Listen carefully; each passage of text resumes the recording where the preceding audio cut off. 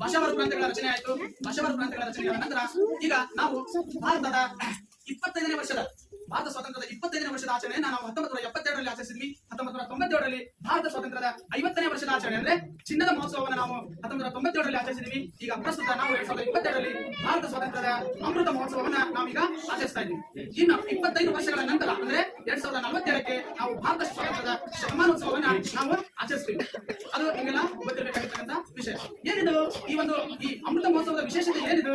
ಏನಪ್ಪಾ ಅಂದ್ರೆ ಭಾರತ ಸರ್ಕಾರ ಮಾರ್ಚ್ 12 ಮಾರ್ಚ್ 12 ಮತ್ತು 2021ರಲ್ಲಿ ಒಂದು ವಿಶೇಷವಾಗಿರ್ತಕ್ಕಂಥ ಕಾರ್ಯಕ್ರಮವನ್ನ ದೇಶಾದ್ಯಂತ ಜಾರಿಗೆ ತಂತು. ಅದೇನಂದ್ರೆ ಆಜಾದಿ ಕಾ ಅಮೃತ್ ಮಹೋತ್ಸವ ಆಚರಣೆ. ಏನೋ ಆಜಾದಿ ಕಾ ಅಮೃತ್ ಮಹೋತ್ಸವ ಆಚರಣೆ. ಈ ಆಚರಣೆಯ ಮಹತ್ವ ಏನಪ್ಪಾ ಅಂದ್ರೆ ಮಾರ್ಚ್ 12ನೇ ತಾರೀಕಿನಿಂದ ಸುಮಾರು 75 ವಾರಗಳವರೆಗೆ ದೇಶಾದ್ಯಂತ ವಿವಿಧ ಚಟುವಟಿಕೆಗಳನ್ನ ಕಾರ್ಯಕ್ರಮಗಳನ್ನ ಹಮ್ಮಿಕೊಂಡು ಭಾರತದ ಸ್ವಾತಂತ್ರ್ಯ, ಭಾರತದ ಜನತೆ, ಭಾರತದ ಸಂಸ್ಕೃತಿ, ಭಾರತದ ಒಂದು ಇತಿಹಾಸ ಅದನ್ನ ಸ್ಮರಿಸುವುದು ವಿಶೇಷವಾಗಿರ್ತಕ್ಕಂಥ ಅಂಶ.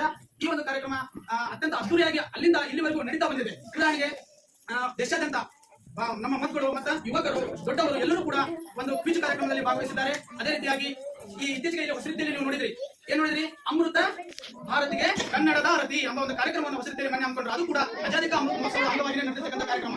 ಇನ್ನ ನೀವು ರೀಸೆಂಟ್ ಆಗಿ ನೀವು ನೋಡಿರ್ಬೋದು, ನಮ್ಮ ಹಾವೇರಿಯ ಮೈಲಾರ ಮಹದೇವಪ್ಪ ರೈಲು ನಿಲ್ದಾಣ ಹೇಳಿದ್ರ ಅದನ್ನ ರೈಲು ನಿಲ್ದಾಣವನ್ನ ಅತ್ಯಂತ ಅಚ್ಚುಕಟ್ಟಾಗಿ ಅಲಂಕೃತ ಮಾಡಿದ್ರು. ಯಾಕೆ?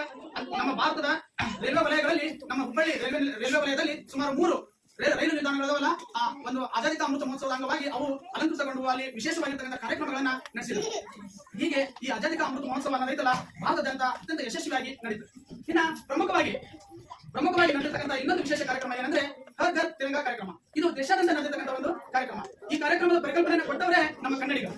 ಅದನ್ನ ನಾವು ಹೆಮ್ಮೆಯಿಂದ ಹೇಳ್ಕೊಳ್ಬೇಕು. ಅವ್ರು ಯಾರಂದ್ರೆ ಹುಬ್ಬಳ್ಳಿಯ ದೀಪಕ್ ಅನ್ನೋರು ಸುಮಾರು 7 ತಿಂಗಳ ಹಿಂದೆ ಹರ್ ಘರ್ ತಿರಂಗಾ ಕಾರ್ಯಕ್ರಮವನ್ನು ನೀವು ದೇಶಾದ್ಯಂತ ನಡೆಸ್ರಿ ಎಂಬ ಮಾತನ್ನ, ಎಂಬ ಸಜೆಷನ್ ಅನ್ನ ನಮ್ಮ ಪ್ರಧಾನಮಂತ್ರಿ ವೆಬ್ಸೈಟ್ಗೆ ಅವರು ಸಜೆಷನ್ ಅನ್ನು ಕೊಟ್ಟಿದ್ರು. ಅದರ ಪ್ರಯುಕ್ತ ನಾವು ಪ್ರತಿಯೊಬ್ಬರು ನಾವು ನಮ್ಮ ಮನೆಯ ಮೇಲೆ ತ್ರಿವರ್ಣ ಧ್ವಜವನ್ನ ಹಾರಿಸಿ ನಾವು ಈ ಒಂದು 75ನೇ ವರ್ಷದ ಒಂದು ಸ್ವಾತಂತ್ರ್ಯ ದಿನಾಚರಣೆಯನ್ನ ನಾವು ಕೇವಲ ಶಾಲೆಯಲ್ಲಿ, ಇಲಾಖೆ ಕಚೇರಿಗಳಲ್ಲಿ ಆಚರಿಸ್ತಾ ಇಲ್ಲ, ಪ್ರತಿಯೊಬ್ಬರು ಮನೆಯಲ್ಲೂ ಕೂಡ ನಾವು ಈ ಒಂದು ಮಹೋತ್ಸವವನ್ನು ನಾವು ಆಚರಣೆ ಮಾಡಿದ್ವಿ ಎಂಬುದನ್ನ ನಾವು ಇಲ್ಲಿ ಸ್ಮರಿಸಬೇಕಾಗಿರ್ತಕ್ಕಂತಹ ವಿಷಯ.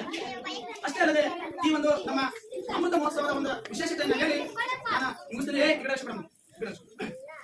ಈ ಆಜಾದಿ ಕಾ ಅಮೃತ ಮಹೋತ್ಸವ ಅಂದ್ರೆ ಅದು ಸ್ವತಂತ್ರದ ಶಕ್ತಿಯ ಅಮೃತ.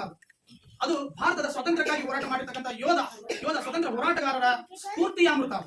ಇದು ಹೊಸ ಆಲೋಚನೆಗಳು ಮತ್ತು ಪ್ರತಿಜ್ಞೆ ಮಾಡುವ ಅದೊಂದು ಅಮೃತ. ಈ ಆಜಾದಿ ಕಾ ಅಮೃತ ಮಹೋತ್ಸವ ಐತಲ್ಲ, ಇದು ಆತ್ಮ ನಿರ್ಭತ್ರದ ಅಮೃತ.